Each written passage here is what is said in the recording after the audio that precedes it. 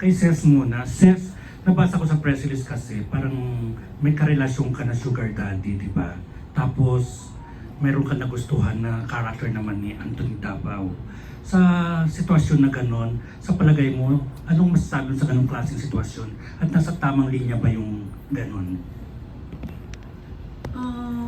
Kasi yung naramdaman ko kasi kay Davao, ay kay Anthony.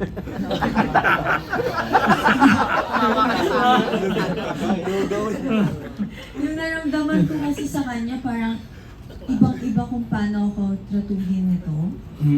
Ibang-iba kung paano niya, kapag kasama ko siya, ibang-iba talaga yung pagtrato niya sa akin, kung paano niya ako lambingin, kung paano niya kuhain yung loob ko. Sa kanya kasi, dinaan niya sa maayos na usapan. Okay. Tapos, parang pinatunayan niya sa akin na hindi lang for sex ang gusto niya. Okay, therefore, And then, kung nasa tamang sitwasyon ba yung ganon, nasa Yeah. tamang linya? para sa akin, oo. Kasi kung hindi ka na okay sa kanya, pwedeng talagang kumuha ka na kay Anthony eh. Kasi tama yung pinapakita niya sa'yo. Kasi yung ganon. Then direct, kumusta ang mga love scene dito? May bago ba kami mapapanood? Sa execution, meron naman po kasi I try sa mga Viva Max films na ginagawa ko na yung love scenes may dahilan. So, hindi mo siya napapanood kasi because it's just Viva Max, no? Kasi madalas naman talaga pag Viva Max, ganyan, maraming love scenes. Tahing-tahi siya sa story. So, very natural yung dating ng mga love scenes dito. And hindi siya pilit. So, gaya nung kapalit, I think I said that noon pa, na I try na hindi magkaroon ng parang soft porn vibe yung mga films na ginagawa ko po for Viva Max. Dapat lahat talaga may dahilan. Ultimong sa love scene, hinawakan niya yung ganto kasi may ganon lagi. Hindi lang basta hawakan mo kaya yung ganon. Since maganda yun sa camera, hindi po ganon. So, ganon po lagi ginagawa namin. So, sa lahat ng cast, pag tinatablang kayo sa love scene nyo, sa palagay nyo ba nasa tamang linya pa rin kayo?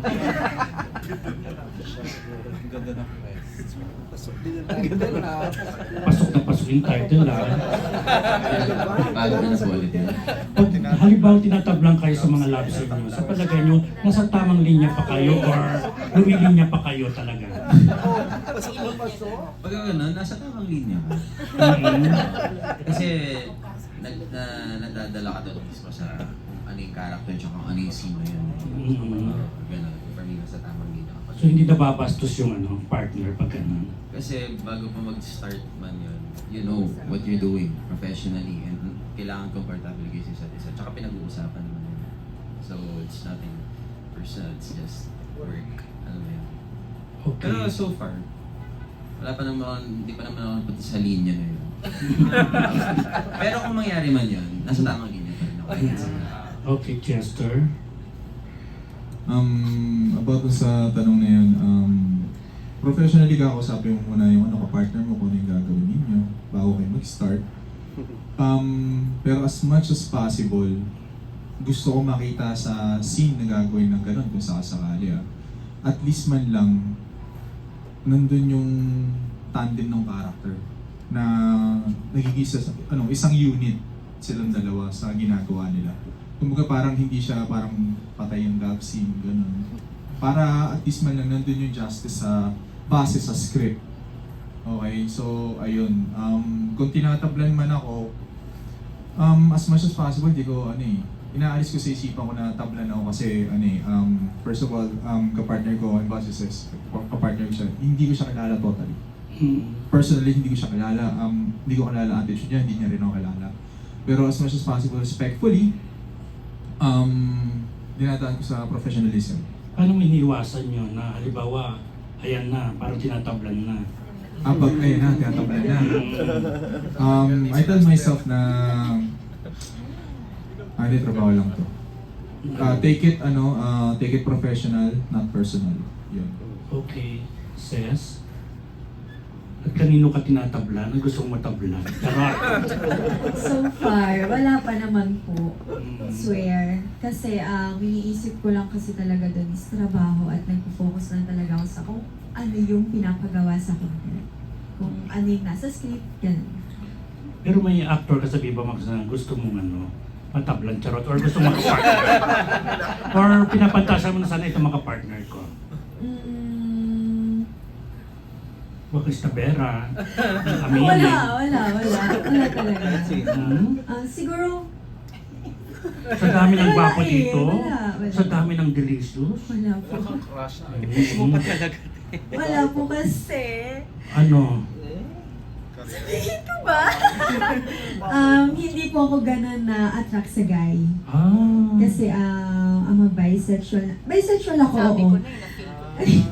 Bisexual ako, oo, pero siguro na-attract lang ako sa kanya kapag sobrang caring niya. Mm-mm. Kapag nararamdaman ko na parang hindi siya katulad ng mga basta yun.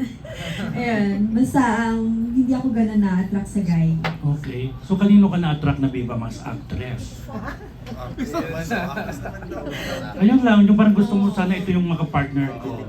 Total honest ka naman at thank you sa pagiging honest mo. Sino ba? Wala akong maisip pero may isa. Ayoko na sabihin. Sige na. Sige na. Para pag-usapan ng linya. Hindi. Hindi yung parang gusto mo. Ako, kasi Parang nakasama ko na siya. Nakasama ko na siya sa isang movie. Hindi ko lang sabihin yung name, basta na-attract ako sa kanya kasi sobrang bait niya. And that time kasi, nasa shoot kami, wala akong dalang parang chair nun. Wala akong dalang chair nun, then kinabukasan dinala niya ako. So like, wala parang kinilig. Kinilig ako, kaya. Hindi kasama Alam mo yan, yun. hindi kasama sa kwadra ng 316. Hindi alaga ni Madam Len. Ay.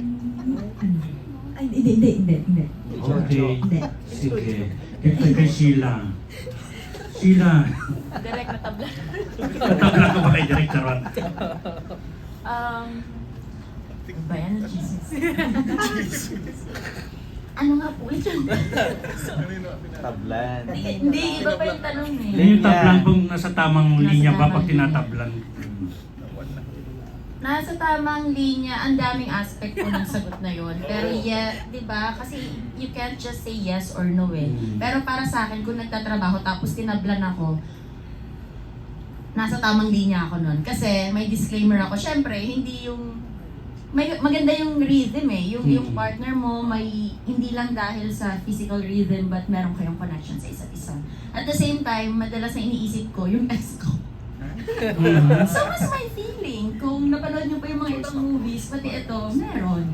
So yung ex mo, Hindi, wala akong sinasabi na tinablan ako sa Sheila, Pero, sabi mo yung ex mo iniisip mo para hindi tablan, ganon? Parang yung inis mo sa ex mo. hindi, iniisip ko po yung ex ko para mailabas ko lalo yung emotion if meron po akong kapartner sa Viva Max. Kasi mahirap yun nga po yung sinasabi ni Direk na mahirap din yung pekein. Since lalo na yung mga love scenes, mahirap po talagang parang lust lang yung ipapakita mo. Dapat merong emotions na ma-feel kahit yung mga nanonood. Pero kanya, nag-react ka kanina, sabi ko na nga ba, sabi mo magtapat si Ses. Bakit? Paano mo nahanap tayo? Naramdaman ko po. Dahil? Natagbulan na Tinablan sa'yo? Ha? Tinablan sa'yo? Hindi po, proud bisexual po ako, out po ako na bisexual. Ah, gano'n? Happy Pride Month. Yes. Happy Pride Out po ako Month. online. Talbo. Online lang. Hindi. Sa inyo po ako nag-out sa media po talaga. Sige po. DJ? Sheila, Okay, may Big. girlfriend ka ngayon. Wala po. Nagka-girlfriend ka na. Opo. Ilan na? Girlfriend, Ang dami. pasok ba sa girlfriend yun or fling? Karelasyon. May Hmm. intimacy kayo. Opo. Hindi ko pa maalala. Ayan. Halos ako doon kasi mahirap na if makikita ka in public tapos magde-deny ka rin. Hindi Pero ka ba ngayon yun lang ito na lalaki. Ako- Pala kayong bisexual. Ako na-feel ko na sa kanya. Oo. Nung sa... Slight. Kasi yung kilos niya parang ano eh. Alam mo yun, may So, pagkalalaki din. Pero Ses, Naka-experience ka may intimacy, ganon. May girlfriend ka? Oo, sa ibang For the Girlfriend record. ka na may Sorry po. intimacy, nagka-intimacy ka Yes. sa isang babae. before. Girlfriend. Wala din. Siya meron, ikaw wala. Hindi ka pa nagka-girlfriend. Nagka-girlfriend ako pero hindi ko siya considered na parang girlfriend. So walang nangyari sa'yo. May nangyayari. Hindi nangyayari. Bakit ganyan kayo Bakit? magkagawa? Okay, kay BJ na tayo ba? Iyak na yan. Kay BJ na tayo. Okay, BJ. Siya na lang. Mag-out na rin. Okay, BJ. So, BJ, kailan mo na-experience? Ay, hindi ko. Ito. Wala namang i-out. O, yung tanong natin yung tablan. Ayun po. Actually, dapat lang talaga natablan ka. Mhm. Dapat talaga natablan ka kasi pag nararamdaman mo yun, doon mo mas mabibigay yung best mo. Parang walang sobrang galing na actor na walang emotion talaga. No? Parang kailangan mo talaga maramdaman yun. Kung hindi mo nararamdaman yun, well, try your best to feel that way. Lalo na yung kung love team kayo, tapos may love scene kayo, tapos walang love at all, that would be so hard to portray. So, yun po. Kung tinatablan ka, ibig sabihin nasa tamang linya ka. Kung hindi ka tinatablan, well, try your best. Para tablan ka. Okay. Ayun po yun. Thank you, BJ.